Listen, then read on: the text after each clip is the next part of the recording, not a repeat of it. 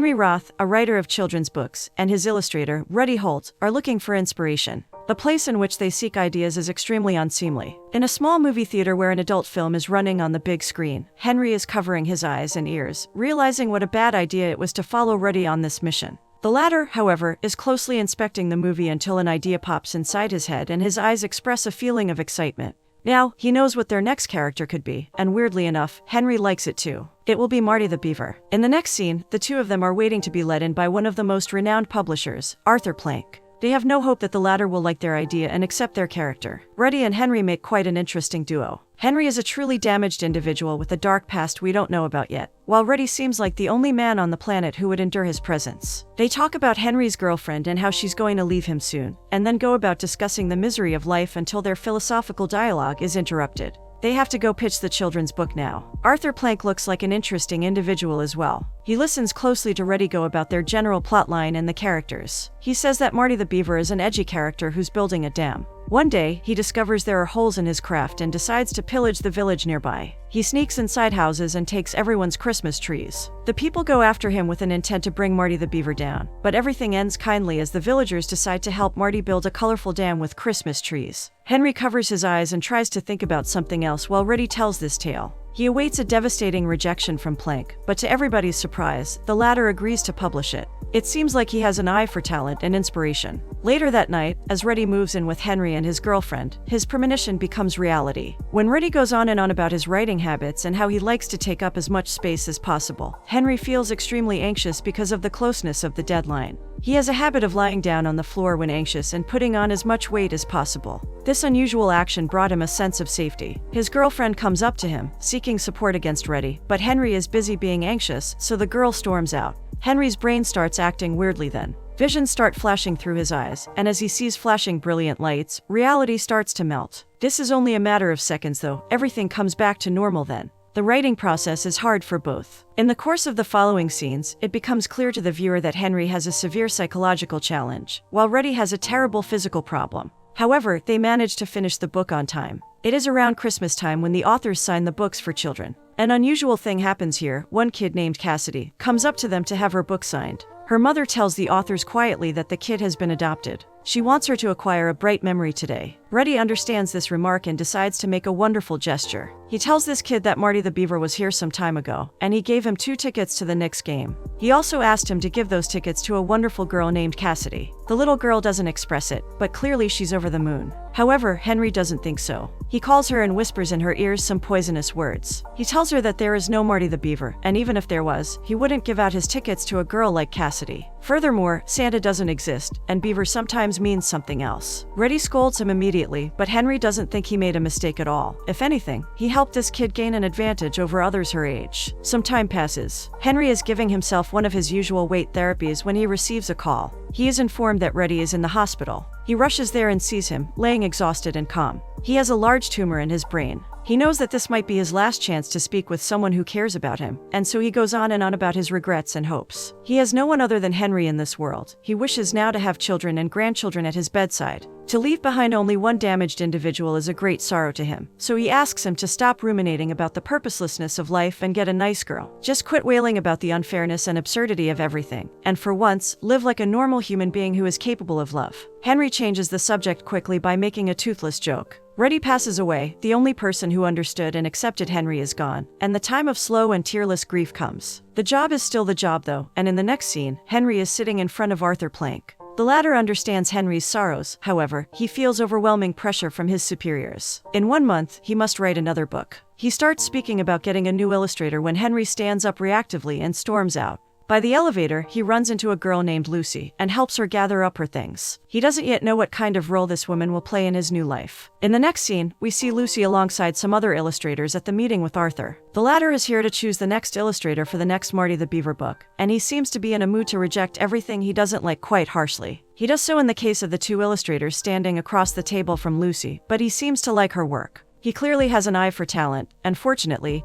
he sees one in Lucy. He gives her Henry's phone number. Meanwhile, the latter visits a place that is connected to a certain memory involving Ruddy. He sinks inside his own imagination, where his old friend is still alive, and he replays that memory, changing the main parts of it. In this altered version, he tells Reddy that Plank wants him to write another book, but all he wants is for all of it to end. As it seems, after his passing, Reddy has collected some wisdom about life. He tells Henry that, looking back, he sees what he loved. He loved women, his poor friend Henry, and, more than anything, life. Henry has a chance now to enjoy it while he's still alive. This altered memory must have the potential to motivate Henry, but paradoxically, it does the quite opposite. It enrages him and plunges him into an even deeper mode of desperation. That night, Lucy is in her apartment, working on her drawings, when someone breaks the door and comes in. Lucy jumps up out of fear. It is her mother, Carol, an awfully insane woman. Gradually, as the two scream at each other, we understand what kind of relationship they have and what kind of human being Lucy's mother is. She's her landlord, demanding rent from her harshly and threatening to kick her out.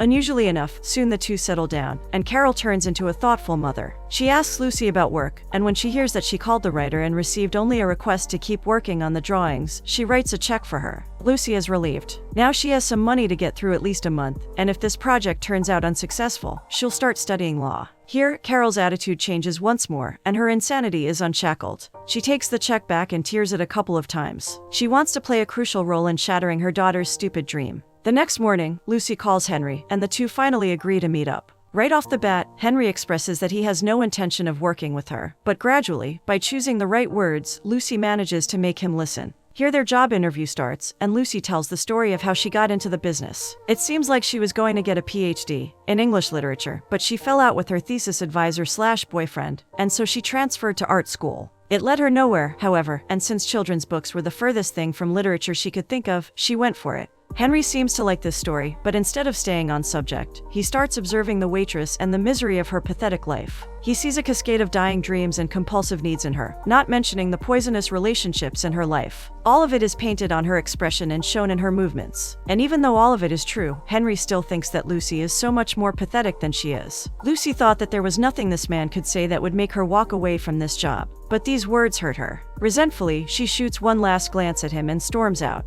In the next scene, Plank tries to convince her to work with Henry. He offers her $100, and even though her mother can kick her out of her apartment at any minute, she refuses. As she starts walking out of the door, Plank gradually raises the stakes until he doubles the price, at which point Lucy is forced to reconsider. She gets back home then and sees a man dressed all in black. She screams her lungs out, and the man does so too. Her mother is in the apartment. She has finally decided to take steps towards kicking her daughter out. For a while, the two go at each other outside. All of it is beyond unnatural. Soon, however, the two are sitting calmly in the living room. Voice messages start playing. One of them is from Lucy's ex-boyfriend Jeremy, the one who was her thesis advisor. He's back in New York and can't stop thinking about her. He also asks how Carol is, which means that the two had a good relationship. Lucy has no intention of seeing him, of course, but her mother encourages her to do so. Henry visits Reddy's grave that night and plunges himself into the world of his imagination again. Now he's in his own apartment with Reddy. He admits that he might even want to work with Lucy and that he wants to apologize badly. Reddy tells him how witless he is. Lucy is a lovely, nice girl, and Henry's so self-centered that he cannot even notice it.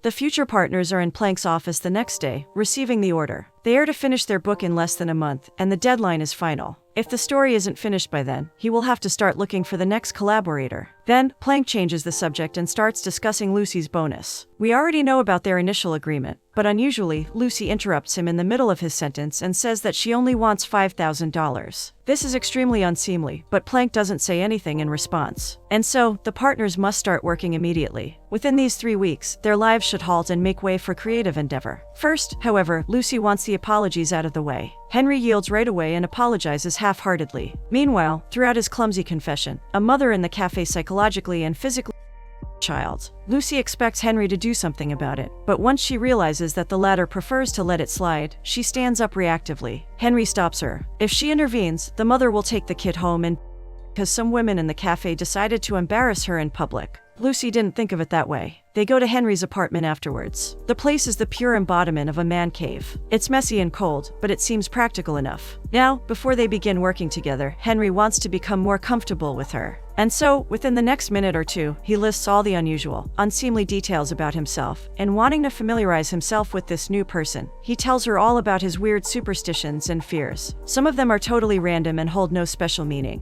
but some of them are clearly connected to real trauma. When we think that he listed all of it, he just keeps going until it becomes totally ridiculous. Close to the end, however, he tells her that he didn't mean any of the stuff that he said during their first meeting. He just wanted to hurt her feelings. This is the real apology. He loves Japanese monster movies too. Lucy accepts his apology wordlessly and states that she shares his enthusiasm about Japanese movies as well. And so, instead of working, the two start watching a movie called Gamera. In the middle of it, Lucy starts talking about Jeremy, her ex-boyfriend, but Henry interrupts her halfway into her story, stating the academics who come out of boys' schools hurt girls in the same exact way. Henry then picks up the phone and calls Plank's office. Finally, he wants to address the issue of Lucy's bonus. It's a disgrace, but once Lucy hears this, she forces him to hang up the phone. Henry hasn't backed down yet. He writes the check himself, but Lucy rips it apart. The next morning, she agrees to meet Jeremy in the park. The latter is a romantic man. His strategy to get Lucy back is quite miserable though. He's bragging about his upcoming book called Romanticism from Conception to Misconception. He says that it is dedicated to Lucy and even quotes the dedication to her. Lucy doesn't buy this immediately, of course. Instead, she makes him quit this act and asks him about the woman he was with after their breakup. It seems her name is Simone, and the two were together for a few months. It is a shame that he had to move away from Lucy in order to see her worth. This must be enough reason for Lucy to say no to him. But Jeremy seems to hold a soft spot in her heart, so she tells him that she'll think about seeing him again on Friday. Later that afternoon, the working partners are sitting in a cafe, struggling to come up with ideas, when Henry asks Lucy where she goes to find inspiration. Here, Lucy plunges herself into a state of melancholy and tells him of a time when she and Jeremy would go to a beach house. The breathing of the waves and the million starts is what brought inspiration to her. It is so cliché that hearing this makes Henry want to throw up. And he doesn't hide it. With a witty sentence, he makes sure Lucy understands what he thinks about such things. Now, Lucy has had enough of his pseudo-intellectualism, so she fights back in a manner that catches Henry off guard. Completely taken aback, he gets quiet and, after a while, exits the cafe. From this point on, Henry is unusually thoughtful. He takes her to a planetarium, where Akin is absent, but a million stars are present. One cannot say that he's interested in any of the scenery, but he still accompanies her restlessly. Perhaps he even finds it pleasurable to be at her side, beneath the artificially created jaw-dropping sky views. They see a telescope in the next scene, and a few childhood memories are reanimated in Lucy's mind. Her brother used to own one of these, but he never let Lucy get near it. Henry continues to be thoughtful here. He says that he's got binoculars. In the next scene, the two are on a rooftop, still looking for inspiration, when suddenly Lucy shares a story involving her father. Again, it's terribly cliché. He ran away with his secretary. We see now how Henry has changed throughout the day. Instead of letting her know what he thinks about these kinds of pathetic stories, he feels truly sorry for how he acted until now. That night, when Lucy gets back home, she sees Jeremy waiting. He couldn't wait until Friday. Clearly, he has a way with words. He convinces Lucy that she's his true love, his window into beauty, and so the latter agrees to see him on Friday and kisses him on the cheek. Meanwhile, Henry visits Reddy's grave once more. He leans on his stone and speaks to him in his mind. This time, Reddy is playing the lottery. Henry has never tried it. He has never taken his chance. He admits to Reddy that slowly he's beginning to like Lucy, but just like with lottery, he knows that his chances are close to zero. He believes his words deeply, but still he looks at Reddy, waiting for him to say something that would change his mind. When Henry wakes up, Reddy's gravestone is lying on his abdomen. He returns it to its place and walks away. Henry invites Plank to his apartment in the next scene to ask if he can have his car and his beach house. He explains that Lucy is struggling to come up with ideas in the city full of distractions, so the two of them want to go someplace quiet to work. Plank is a little reluctant, but since the finished book is the most important thing to him, he agrees. The next day, Henry visits his friend, who's a renowned member of the academic society, and asks him about Jeremy. He wants to know all about his hobbies and weaknesses, basically anything he can be provided with. He wants to know who his opponent is. Here, his friend hands him Jeremy's soon-to-be-published book. Also, we see how much of a liar Jeremy is. His book has 2 dedications, one for Lucy and one for Simone. It seems like he doesn't yet know who the book should be dedicated to. His sweet words and well-structured sentences are just tools. There's no truth or honesty to them. Naturally, Henry wants to keep this book. In the next scene, he's praying for his life in the backseats of Plank's car, while Lucy is behind the wheel. Henry has a fear of cars. They take a chance to stop by Reddy's grave. Before Henry returns to the car, he takes a pebble from the ground and puts it on top of Reddy's gravestone, saying that it is an old Jewish custom. He then, inadvertently, takes another one and gives it to Lucy. It doesn't turn out to be a simple stone. It's a semi-translucent gem with 2 small dots on it. Lucy gets the impression that there's a creature trapped inside of it, trying to look out into the real world. Of course, rather than putting it on the gravestone, she keeps it. With this, they get back on the road. Henry sees the way Lucy looks at the stone he gave her and the way she puts it inside her pocket, as if it were something really precious. This simple motion makes Henry feel as close to her as never before, so he does something unexpected. He takes Jeremy's book out of his backpack and throws it out of the window. He doesn't need it anymore. Before walking in the beach house, he realizes he has one more fear to conquer today. Turning things clockwise, he has to open the door with a key. If Lucy weren't here, he would just go back, but her presence forces him to gather up enough energy to do something he thought he would never do. This isn't a mere everyday action of opening a door, of course. It is Henry trying to be the best version of himself. The next morning, they have a conversation full of metaphors and underlying meanings in which Henry clearly states that he doesn't want a serious relationship. It all starts when Lucy pitches an idea to introduce a new character to the series, Marty the Beaver's girlfriend. Henry completely rejects this idea, saying that Marty isn't ready for such a thing. But nevertheless, he still adds that he'll think about it. In contrast to this speech, however, he puts a candle on the dinner table later that evening, a sign that he does want to be more than a working partner to Lucy, but he's extremely afraid. We see him do something truly unexpected in the next scene. In the middle of the night, he sneaks down and gets a huge wrapped present from the car. He knocks on Lucy's door and gives it to her. He stands by as Lucy discovers what's inside. She gasps from surprise. It's a telescope. Right away, they set it up outside, and she starts looking for a nebula in the sky. Her dream has come true. She owns her own telescope now. In this moment, out of nowhere, Henry starts spilling his knowledge of astrophysics. It seems like he's been reading a lot about it lately. Gradually, Lucy is more and more impressed by Henry. Finally, she finds a blue star and wants him to see it too.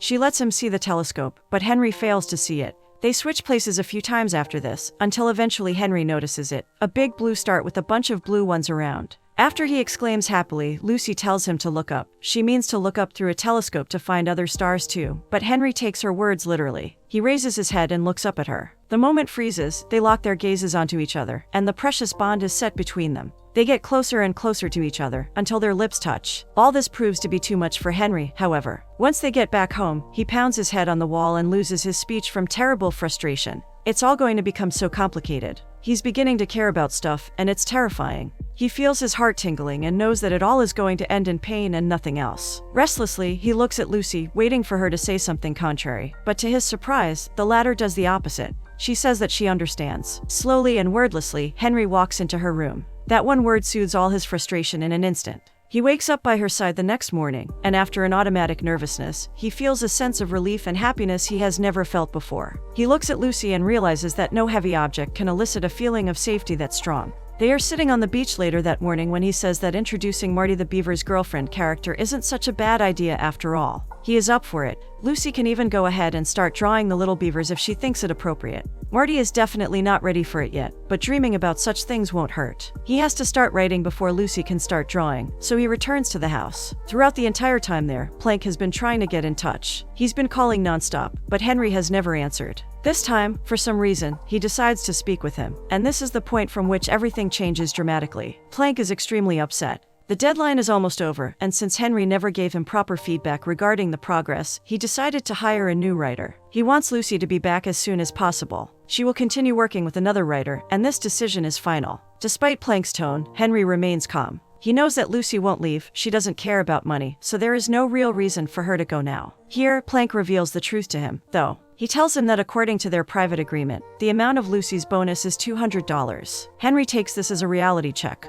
The sense of safety and happiness disintegrates immediately as he hears this seemingly harmless news. A short time later, he walks out to talk to him. He asks her to hand him the gem, and he throws it away towards the beach. He then starts acting even worse, telling her that he knows about her bonus. Terrible sentences are emitted out of his mouth as he destroys the precious relationship they've created in the last few days. Lucy tries to fight back at first, but Henry becomes so offensive that she is forced to leave. Henry is left extremely anxious and restless. Nothing can soothe this amount of frustration, so he walks around the house like an insect trapped in a bottle. Finally, he realizes that the first thing he must do to become better is to get away from this place as quickly as possible. He has to get back to the city, and in light of the fact that he's extremely afraid of being in cars, it seems impossible. Unexpectedly, however, we see him in the next scene, getting inside Plank's car and driving back to the city all by himself. The road is long and torturous, but he still manages to return home in one piece. That night, Henry's imagination reanimated Ruddy once more. He talks to him on the roof, sharing the pain he's feeling and the things he fears the most. Ruddy understands how he feels. He knows that losing a person is a devastating thing to experience, but when he hears Henry's next words, he decides to leave him. Henry says that as long as he is ready, he'll be fine. The imaginary old friend realizes now that as long as he sticks around, Henry will continue losing people. His presence is in part what fuels Henry's counterproductive, self-defeating patterns of thinking. And so, the imaginary Reddy stands up, slowly approaches the edge, and leaves Henry forever without saying goodbye. Things just got even worse for Henry. He has never felt so alone in his life. After some time, while walking in the street, he passes a bookshop and sees the new book of Marty the Beaver with Lucy's illustrations. He walks in, grabs it, and flips one page. He sees something unexpected then. The book is dedicated to the memory of Reddy Holt. A short while later, he visits Plank and learns some things from him. Most of them are terrible. First of all, Lucy donated her bonus to a charity. She has a book signing tomorrow, and after that, she will fly to London to attend the presentation of her boyfriend's horrible book about romanticism. And so, if Henry still wants to see her, it's unfortunate, but he's late. Lucy is getting back with Jeremy. This is the moment Henry realizes what a senseless mistake he made. He might have lost Lucy forever. This time, however, he cannot go running to Reddy to cry about the destructive nature of life. He has to make everything right. He still might have a chance to get her back. And so, he steals Plank's car and gets back to the beach. Somewhere in here, among the millions of rocks and pebbles, lies Lucy's gem. Henry doesn't understand exactly how it will help him get Lucy back, but he looks for it throughout the entire day and the entire stormy night. All for nothing. He fails to find it that day. By some miracle, however, the next morning, as he wakes up covered all in sand, he sees it. And when he makes sure that it's not just an extension of the dream he was just having, he jumps up from excitement and runs to the car. On his way back, he looks for the place where he threw away the unrevised version of Jeremy's book. Somehow, he manages to find it easily. Then he pulls out the page with the dedications, tosses away the rest of it, and gets back on the road again. Once he gets back to the city, he runs to the bookstore where the book signing is held and approaches Lucy anxiously. Her face fills with frustration and anger as she sees him. And when he starts making a speech, she stops him. There's a ring on her finger already, and she doesn't want him to drag her down again. Perhaps what this ring represents to her is the future without pain and unnecessary suffering, maybe even happiness. But what Henry sees is a terrible lie and inevitable doom. So instead of leaving, he grabs her hand and takes her to the restroom to speak in private. There, he starts pouring his heart out. Until this point, he spent his entire life wanting something and then sabotaging himself easily. And he always turned out to be successful until Lucy walked into his life. In this story, for the first time, he feels like the character from a classical fairy tale. He feels like there's more to his life than meets the eye. There's a girl with an undescribable character and beauty who is being taken away by some narcissistic jerk who will never put any effort into making her the happiest person on the planet. While Henry himself is ready to face all his fears, only to make her feel better. He had this, and he still found a way to destroy everything. He was stupid enough to destroy their relationship for that insignificant reason. He only did it out of fear. Lucy is clearly touched by this. She tells him that hopefully he'll treat another woman in his life better after this experience, and she starts walking away. Henry realizes that he will not get another chance, so he stops her and takes his hand towards his bag. He's facing a dilemma now. He either shows her the dedication page or he returns the gem to its original owner. He must be quick. The tension reaches its highest point, and Henry makes the right decision. Instead of showing Lucy that Jeremy doesn't care about her at all, he takes the gem and hands it to her. He is so hopeful that this gesture will make Lucy reconsider, but unfortunately, even though it affected her deeply, she still returns the gem. Henry goes to the graveyard afterwards and puts the gem on Reddy's stone. Now, he's ready to have one last proper conversation with him. Reddy asks what he thinks of life after all that has happened to him. And when he hears him describe it as an interminable wail of grief again, he stops him and tries to change his mind. A single skip for joy, that's what life is. And if Henry doesn't believe it yet, he should look back. Henry doesn't understand what Reddy means by this at first, but then he follows his advice and finds it out. It's Lucy standing behind him.